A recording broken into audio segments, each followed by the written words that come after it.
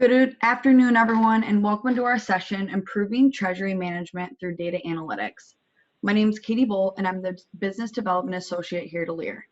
A couple of reminders for during the presentation today. All attendees are placed on mute. Please submit any questions you have through the chat to panelists or the Q&A button at the bottom of your screen. A recording of the session and a copy of the PDF slides will be available in the digital library following the event. A reminder, this session is eligible for CTP and CCM credits. A link to the assessment will be sent out in the chat towards the end of the presentation and also will be included in the recording. With that being said, I would like to introduce you to our speaker today, Dayton Paul. Mr. Dayton Paul is a senior consultant with the LIRE's Treasury ERP practice. He has helped clients implement effective changes to their Treasury departments and has consulted on a variety of topics, including cash management, forecasting, organizational change management, and portfolio maintenance. And now I'm going to pass it off to Mr. Dayton Paul to start the presentation. Thanks, Katie, and thanks everybody for joining today.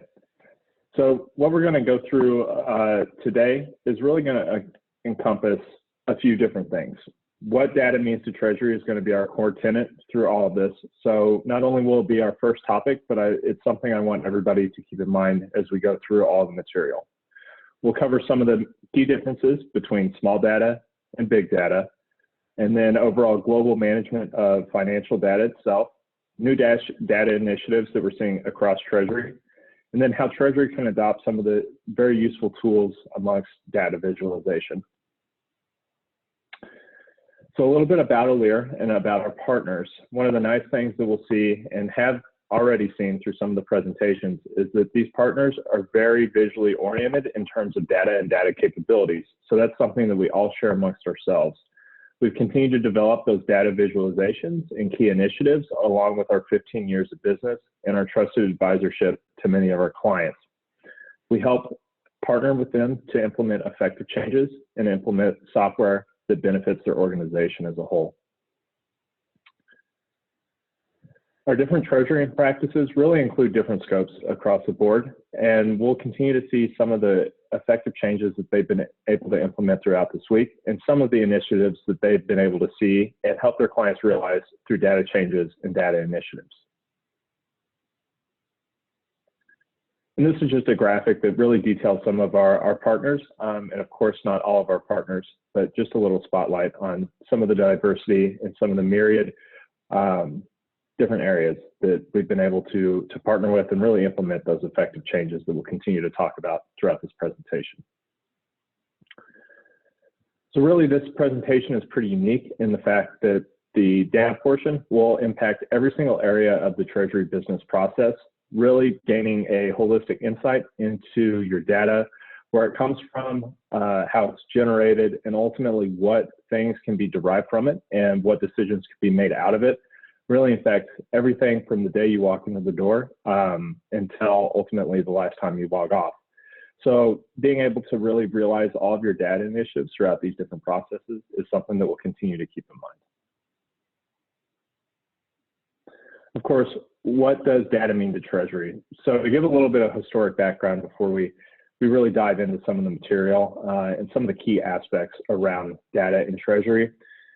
Data really evolved with, at least for businesses in the back end and some of the financial perspectives, really evolved beginning in the 1980s with the beginning of implementations for enterprise resource planning, manufacturing resource planning, and some supply chain tools.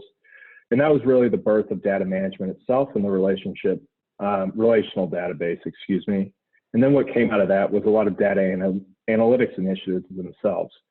Data has continued to change for those key business areas and key prospective areas, as well as for Treasury. So Treasury has some unique impacts and some unique things we've seen, but the lineage is long, and there have been a lot of things that have occurred in the past 40 years, and there will be a lot of things that continue to occur. Some of the key components of a comprehensive data strategy as a whole really encompass two areas that I like to call it and like to lump them together with what we call DMA as a whole, or data management and data analytics. To give a key delineation between the two, data management is really how your data is stored and made accessible, what databases you're utilizing, what database structures, What sort of tools can you use to harness and ultimately access your data?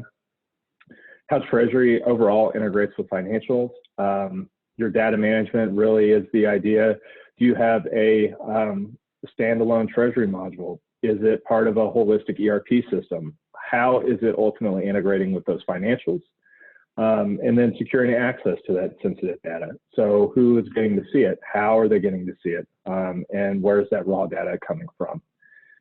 And then, of course, consumption and processing of external data sources. So if you're feeding in some other things from areas of your business, how are they getting managed? How is it coming over? Is it coming over in an extract, transform, and load process? Is it being loaded via an API?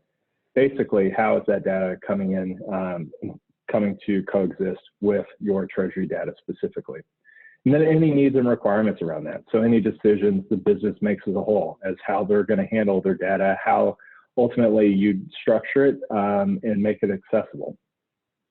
And then data analytics is really the key initiative that builds off of that. So how do you go further than just storing it and making it visible in its most rudimentary sense? How do you gain insight from it? What platforms or visualization tools are best for your business to really gain the deepest and most comprehensive understanding of your data? What insights are you ultimately trying to gain? What is your initiative that you're pushing towards? That's something to consider when you're talking about data analytics.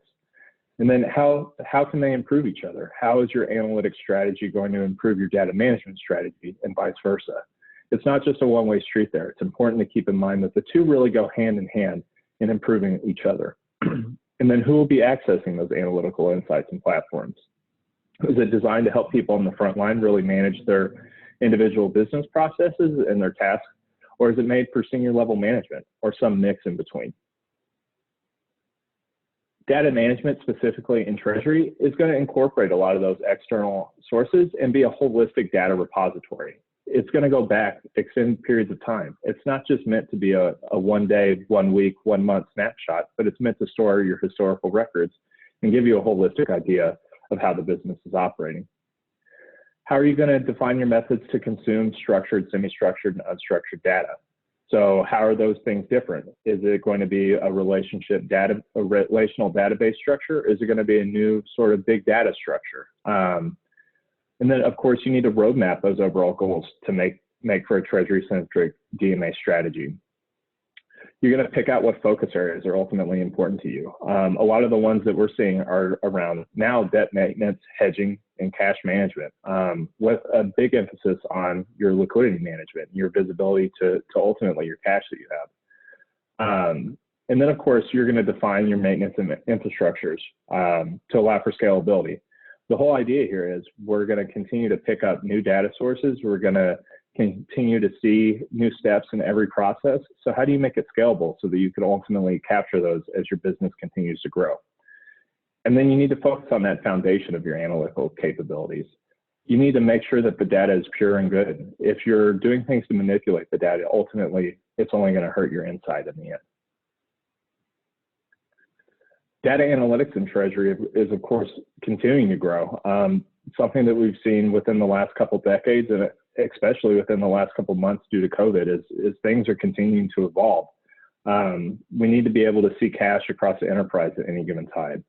And now more than ever, we need to hedge and monitor risk, whether it's counterparty, financial intermediary, FX fluctuations, or even compliance is something that we need to keep in mind and begin to manage more effectively and more efficiently through data. And then, of course, forecast trends and funding requirements are things that we need to keep in mind too. So not just capturing what we're doing at any given day, but how it's going to ultimately impact what we're doing a week from now, a month from now, or years from now.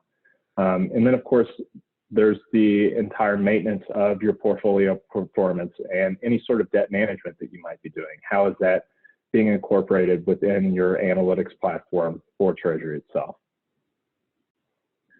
Merging those two strategies together give you a really unique opportunity to consider almost anything that's going on within the financial spectrum of your business.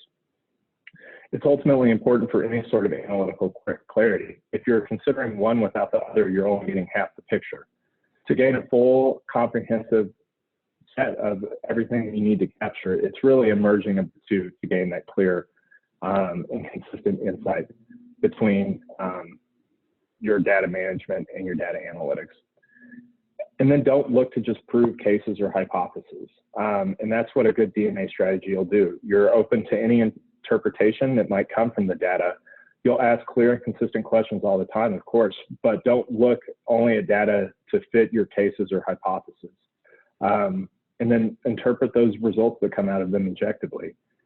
And here, of course, the essential idea is always to mix your new data insight with experience that you have in the business. Of course, there's so much experience that goes on within people who've been in the industry for extended periods of time. It's important not to just ignore them for the sake of data. It's important to really take a new asset and combine it with the existing assets that you have in terms of managerial experience or frontline experience to really gain that holistic strategy itself. I know now big data is a hot topic along with some of the machine learning and advanced analytics and AI. So we're going to talk about some of the key differences between small data and big data, and ultimately how different insight can be gained between the two for Treasury itself. So how are you going to ultimately get the most between each one? Starting with some of the key differences between the two, small data is really kind of what we think of as historical relational database structured data, things that are coming from our ERP system, manufacturing resource planning systems, really anything that's historically been cataloged before probably about 2010 has existed in a quote unquote small data sort of structure. And this is usually just traditional internal based data with incorporations of external feeds via APIs or that extract, transform, and load process. Always very structured, always very consistent, and columns always match one for one. And small really is the idea around it. It's just not as big as big data. Of course, I think we all know that small data can be thousands and millions of rows of data. So it's not small in a sense of its volume, but it's small in a sense compared to big data itself.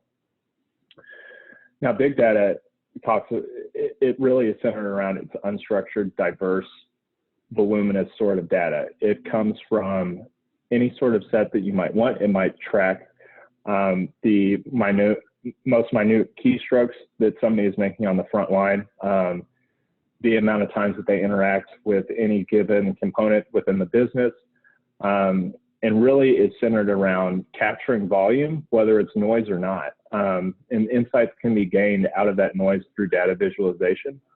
And we'll talk about that a little bit further.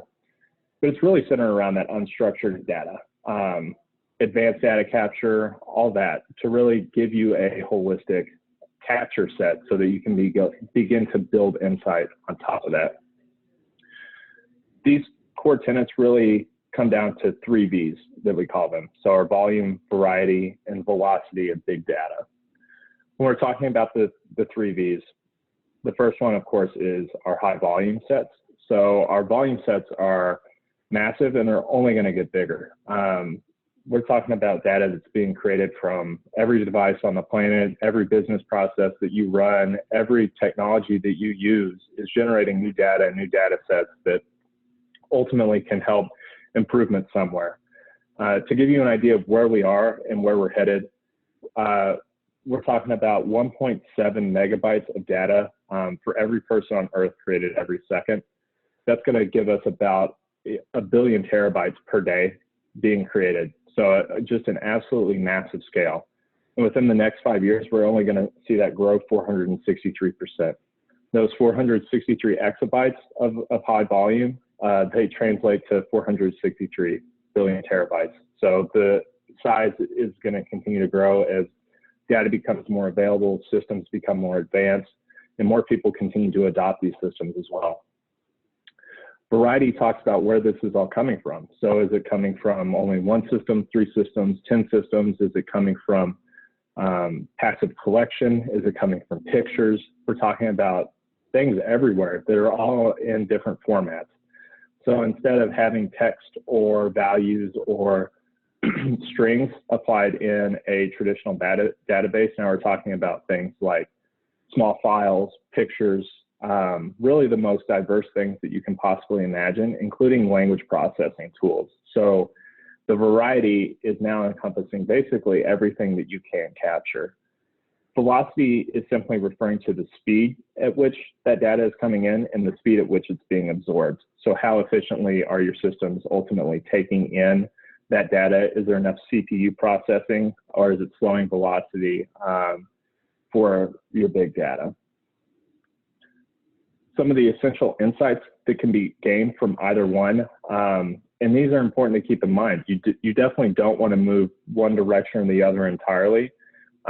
Small data has given us a lot of insight within these past few decades, and it will continue to do so. It's important not to ignore, and it's important to keep in mind, especially when you're trying to gain those additional insights from big data.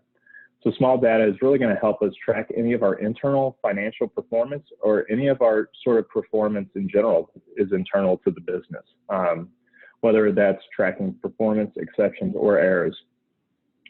It's going to incorporate things like external bank data. So the idea of loading your bank statements, or incorporating acknowledgement files into your system. Those are things that will continue to be utilized through small data and will continue to be important, and something we definitely don't want to lose sight of. And it'll continue to include these other areas too, like our accounting, our AP, our AR. Really everything that exists today will continue to be in the small data category, and we'll only add to it and add to the advanced insights through big data itself. So it's the key sort of differences here. Big data is going to track all our information in any designated area.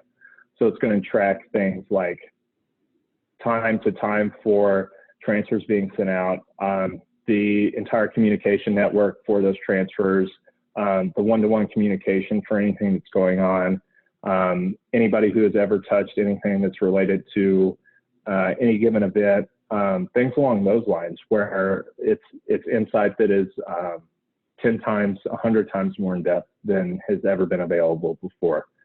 It's going to continue to incorporate external unstructured data. So maybe you're concerned about vendor relationships. You could consume news articles basically in a big database, and it'll give you an insight into whether the sentiments for any sort of vendor or supplier are good or bad in the news, and you won't have to do any sort of reading or analyzing on it. It's something that can now be collected passively. And it'll continue to include diverse numbers, diverse different things, including macroeconomic events that can be passively applied to your models. So not only things you're curious about, but it's things that are typically being tracked through a Bloomberg or a Reuters to give you an idea of yields and things along those lines to incorporate into your models as a whole.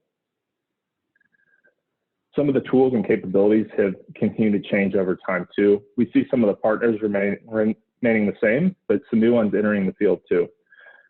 Oracle has continued to stay on top of demand and on top of design, frankly, for some of its database architecture, and it's been able to incorporate a lot of these changes that these early leaders were able to provide. Some of the key other ones that really are big players in the field are Lucene, which is Apache-based and has partnered with Oracle through its Elasticsearch platform, and then Hadoop, which was the sort of founder of that idea of a big database architecture. Some of the key providers of those services are again going to be Oracle and Elasticsearch, and then Cloudera, which runs off of that Hadoop architecture as well. But after those two things, really it becomes a kind of all-player field when we're talking about visualization tools. Individual companies and individual areas have continued to develop and stay on top of how are we going to visualize this data and who is going to give us that sort of insight. So we've continued to see those players grow throughout time. So whether it's Kibana, Power BI, Business Objects, or Tableau, a lot of the visualization tools are now keeping pace to handle a lot of the insights that big data has to offer. Big data is really the idea of consolidating all of your data systems too. So it's really taking the insight that you can gain from your ERP systems or any of your internal systems, and then combining it with any of your external feeds that you've had designated any sort of metrics, any sort of outside circumstances can now feed into here. And those focus areas will allow you to now capture things like advanced financial metrics. So that could include things around how your KPIs are performing in a wider sense of overall market demand or overall market fluctuations, advanced forecasting based on any sort of trend analysis or macroeconomic environments, independent variable risk analysis, so allowing yourselves to model more advanced, more distinct out in the future using changes in different variables and running different and much more various scenarios than ever allowed before. Just the sheer quantity of that sort of analysis allows you to gain probabilistic sort of forecasting out into the future. So no longer relying on human real-life scenarios, but now taking insight from some of the big data and machine learning capabilities to run all these different scenarios. And that drives a lot of predictive analytics too, allowing yourselves a probabilistic window for any sort of debt or financing criteria. And then it also allows for a lot of the stuff that we've seen some other presenters cover so far. So sort of issue detection or issue resolution in real time, whether it's payment fraud or something else. It allows you to track basically across the board what is available. And when we talk about how we're going to manage that global financial data, we're talking in a sense of the overall enterprise itself, but we're also talking holistically in terms of a global enterprise, which offers some of the most unique challenges when it comes to big data insights and big data analytics themselves. So the global management, really when we're looking at managing that financial data in a global sense, some of the key drivers that we've seen a lot of big data used for is going to be accurately identifying any exceptions that you might have, any routing errors, any priority changes, and whether those were driven by you or financial intermediaries that you're working with, really to allow for a holistic picture to be driven. Identify funding needs across the enterprise. So whether it's by cost center, business unit, or some unique other metric, it's something that you can ultimately define through a lot of these tools themselves. You can also define hedging and risk management requirements and then allow your system to continue to build off that and continue to predict off that so that it is going along with you to help you try to manage your hedging and risk. You can track any currency valuations, revaluations, and fluctuations. And that's not just from any individual vendor. That's not just a rate feed. That's taking all sorts of different metrics that are generated across the internet and applying them as a realistic, holistic version of all of those revaluation processes.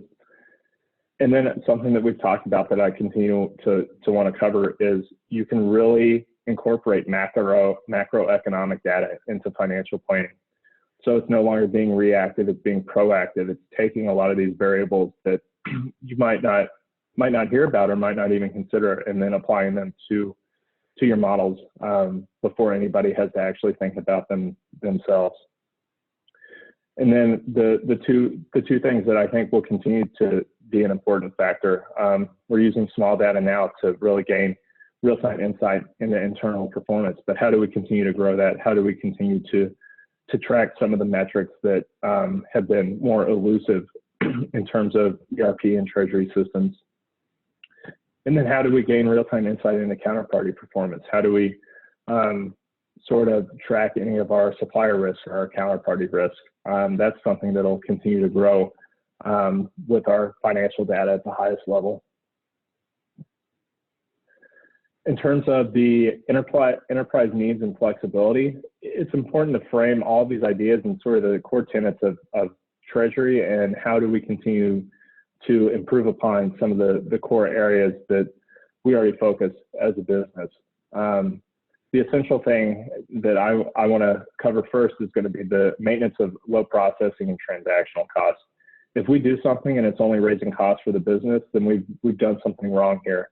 The tools that we implement should help the business run more efficiently with more visibility and help all those financial and non-financial processes continue to improve and continue to have access to funds. And that goes along a lot with liquidity maintenance. So making sure that everything that we're doing maintains the liquidity of the business, maintains its availability and visibility, frankly, for any sort of requirement changes or any sort of business changes. And then the operation or the operating cash flow maintenance, obviously keeping track of that, making sure that it's maintained, making sure that Treasury has no negative impact there and continues to create value. It's becoming more and more difficult with lower yields to be able to create that value that's necessary without taking on excess risk. So continue to take those most opportune initiatives and develop them is something that will continue to remain key for Treasury for years to come. And then of course, all the KPIs and data metrics that we want to keep track of, all the essential financial spectrum sort of metrics, whether it's your quick ratio, your current ratio, your cash burn rate, your capital asset turnover, being able to really keep a holistic view of all those metrics based on all your disparate data sources instead of relying on either an extended report that takes quite a bit of time to get or a lot of manual effort. These are things that can now be driven more automatically through Treasury analytics. The other idea, of course, that is essential is the management globally in sense of across the world. And data management and analytic strategies that are now being implemented for Treasury really give you that additional insight that you need to tackle some of those key initiatives. We covered a couple of them, but some of them are very crucial. Multi-currency, anything around multi-currency payment settlements, multi-currency transactions or accounts. This gives you clear visibility across the globe at any given time, especially if you have partners or subsidiaries or key partnerships in other countries that are on external systems or on different systems or on systems that rely on manual feeds or weekly feeds. Instead of relying on all those manual efforts, new data strategies can now give you access to that visibility at an instantaneous level. And then netting is another issue and topic that has continued to grow in importance. So how are we netting payments between our business units? Are we doing that efficiently? Are we doing that consistently? So that any of our international business units are not incurring, whether it's repatriation charges or excess fees and transactions or taxes, to make sure that we're netting appropriately and not sending out any sort of excess payments.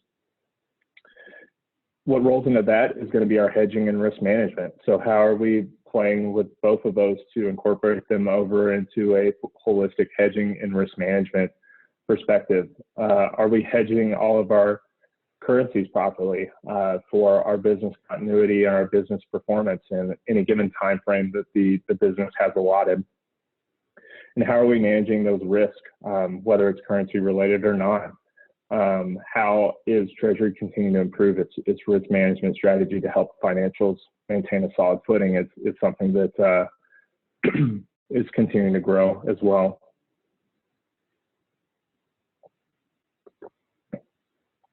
And then, of course, the whole idea here is you want to be able to take action on any of these insights that have been provided.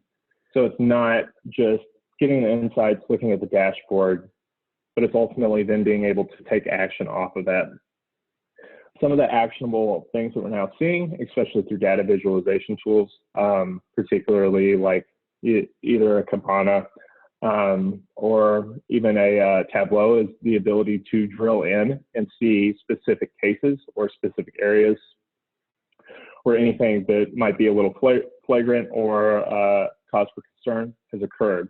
And then drill in even further into Oracle integrated platforms, especially for ERP, to be able to see the actual event that took place on the actual page and interact with it in real time if you need to be able to take that action in a clear and consistent manner. And then, of course, the idea around all of these data-driven insights is going to be the mix between our personal experience in areas, the business experience, and then the data-driven insights, making sure that those mix cohesively. And whenever a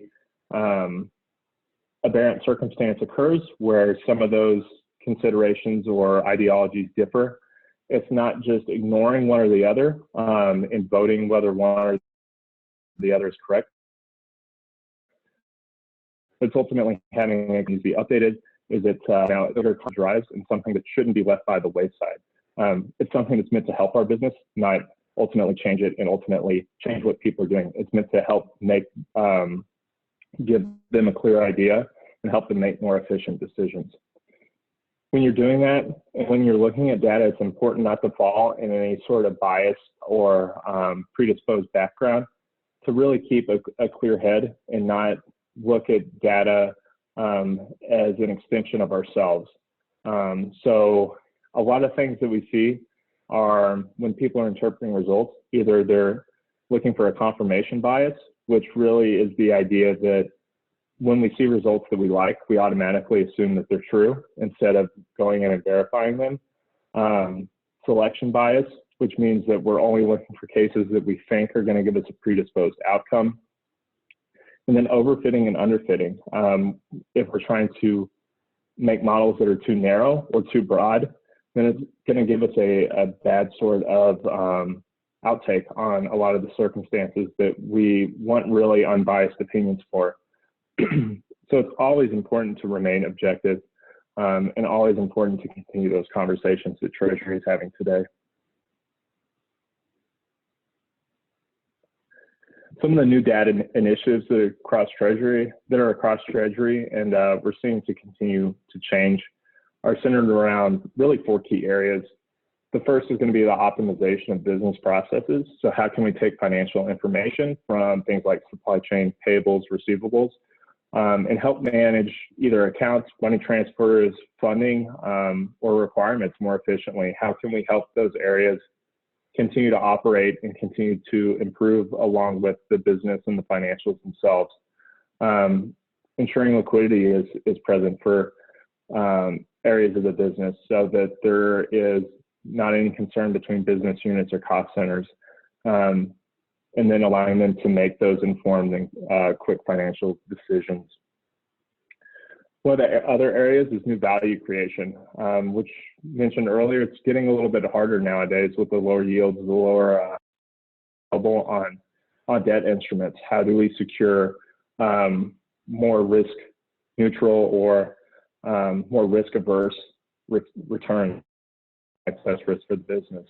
So continuing to update those active models, developing new strategies, incorporating external metrics and macroeconomic data from some of those big data sources. That's something that's continuing to evolve. Payment and fraud detection is another area that's been covered on a couple of these webinars now, and something that will continue to be covered not only by us, but I think every industry player. How are we managing our payments? How are we managing and making sure that payment fraud is being diminished in every way that it can be? A lot of the new tools available are allowing for those advanced capabilities.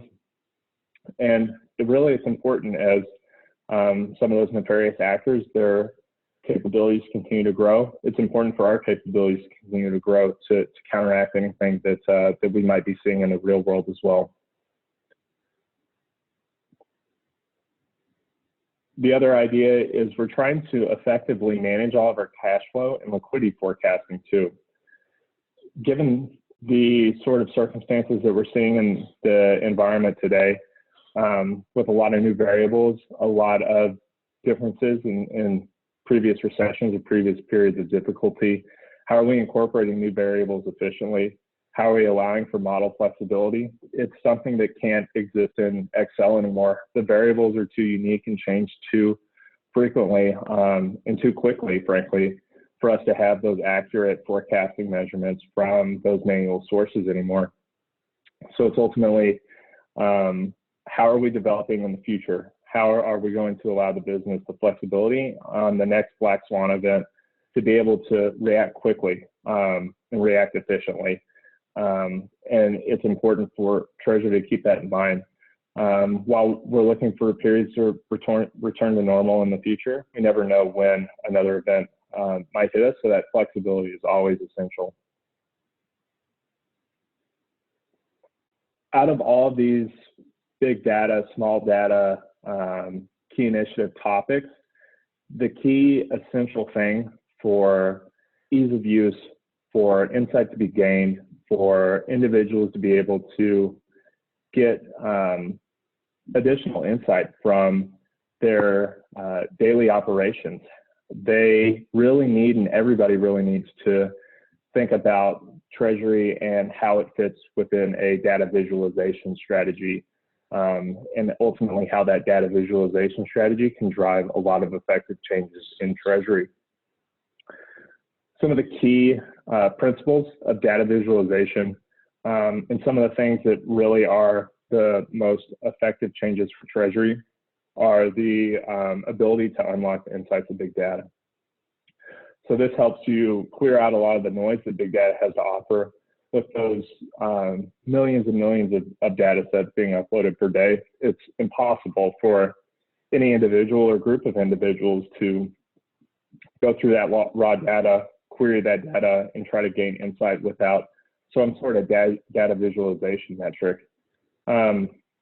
It speeds up your access to data and the data absorption. So no longer are you waiting on queries or waiting on individual things to run to help you give insight, or waiting for people to maybe build a new query. It's giving you direct access to begin to play with and manipulate some of the metrics to see if there are some areas that need intervention or need further investigation. It speeds up the decision-making process. It allows more people to access it. The more access to managers and executives, the more efficiently that they can make those decisions quickly. And that's an important process, being able to continue to make decisions more quickly and more efficiently. Then of course it's saving time and resources. No longer are people having to build extensive dashboards off of new data sets, but it's something that allows the people that do build these models to do that quickly and efficiently, really build off of things that they've already built, make new, clear, concise insights available, and then interact with that data in real time. So not only are they building it, but they're able to interact with the material that comes out of it, and then anybody else who may be utilizing that dashboard or that visualization in the future has the ability to interact and drill down into the data itself. Visualization offers a lot of unique advantages too. Some of the key ones are just centered around those visual cues. But not only that, it allows us to understand a lot of the connections between one data set and another. So it's not just a individual splash page with colors. It might be an interactive global map where you're looking at sort of a country by country map that allows you to drill into each country and see what payments might have been executed or sent to any supplier in any given country, and then drill down further to actually look at that payment itself. And then any other pattern or error identification. It gives you those dashboard level alerts so that you're not going in and searching through pages to look for errors. You're coming into a central location and you can see any sort of patterns or errors that might have popped up. And then out of all the sheer scale, sheer complexity, sheer variety, it allows you to just consume more data, develop more analytics, and gain a more diverse insight and perspective into everything that's going on. That's something that you can never do relationship database with pure queries alone. or even some of the older legacy data tools. It's something that is unique to visualization, allows you to consume those million row level sort of data sets. Treasury's applications for visualizations are extensive, and they're not limited to just these 4 options or the 4 pieces that we've talked about previously. They go far beyond this. So the scope is widening and the horizon is widening for Treasury and what we see developing in the arena as a whole. A lot of what we talked about already is centered around that exception identification, error resolution, and identification of any errors as well. But some of the other areas are tracking the settlement of payments and transfers in real time. So some ERP systems can do this now, but if we're talking about things that are extensive in size, that are being executed by multiple banks, that are maybe being settled through, it allows you to access more settlement information or more even vendor settlement information. If we're expecting AR receipts or vendor payments, it allows us better insight into a lot of the things that really would drive further Treasury processes like forecasting or reconciliation itself. It'll give you the visual identifiers that you need for cash positioning and liquidity management. No longer is it just data on a page, but it's those visual indicators that say whether a account is at risk of being overdrawn based on weekly projections. It's no longer waiting to see if a wire goes through or logging into bank portals. It's taking all that information from your bank statements, combining it with those historical records, defining forecasts, and really blending those all together so that you're not at risk for any liquidity issues or any overdraft issues. It's really giving you this next level of insight into that liquidity and cash visibility. And then with all that, it gives you the entire visualization of your reconciliation processes. So it'll give you a visual indicator of sort of the number of exceptions that you have, unreconciled items. What sort of progress have we made between reconciling system side and bank side transactions, as well as book-to-bank reconciliation? So that's something else to consider as well. What sort of exceptions are we seeing there? What's our typical variance when we first run our book-to-bank reconciliation? Are we close to zero every time, or are we not? Are there things that are pervasive in issues that really we need to track in the future and be more proactive? Maybe it's an issue that we need to drill and resolve, but these visual indicators give you the ability to do a lot more than you were ever able to do before. In the future, Treasury will continue to adopt a lot of these tools and will continue to really, I think, be at the forefront a lot with these data initiatives and the incorporation of a lot of the automation and ability to gain this new advanced insight into cash and liquidity itself. It's really centered around a few distinct and important areas. Some of the most essential ones are that machine learning and AI coupled with predictive analytics. Treasury continuing to dynamically create new value, whether through that's actual value on investments or value in terms of giving the business clear and concise insight, or being able to derive new models for finance as a whole, but really being able to drive data, whether it's internal or external, to create that value. And we'll continue to see a reduction in the manual processes and continue to see process automation, really freeing up people to make informed decisions and really do the creative and interesting parts of Treasury itself. So taking away some of that mundane work and really empowering people now to do that job efficiently and effectively. And with all this, continue to incorporate our small data and big data changes as well. And with that, I wanted to go ahead and pause for a second and open it up to any Q&A. Thank you, Dayton. We had a couple questions come through. So the first one's going to be, Would you agree that one challenge is the siloing across the organization of both data and the interpretation of data? Example, FP&A versus Treasury.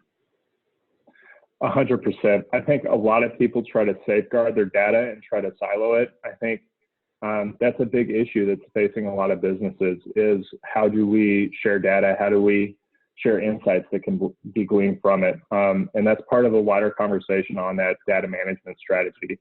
How do we unlock some of the siloing and convince people that the insight that we can gain together is much better than the insight that we can be gained separately? I definitely agree with that. In part 2 to that question is what practices and or tools can organizations use to overcome the challenge? So a lot of it is going to be centered around sort of those data store strategies. So really figuring out a way to incorporate those disparate data sources, which can take a little bit of a conversation. It wouldn't necessarily require a big data initiative, but it's all centered around really getting that data into a central location, and then either masking it if the concern is I don't want to see somebody's name or somebody's information from another area, or having a wider conversation about how to open that up.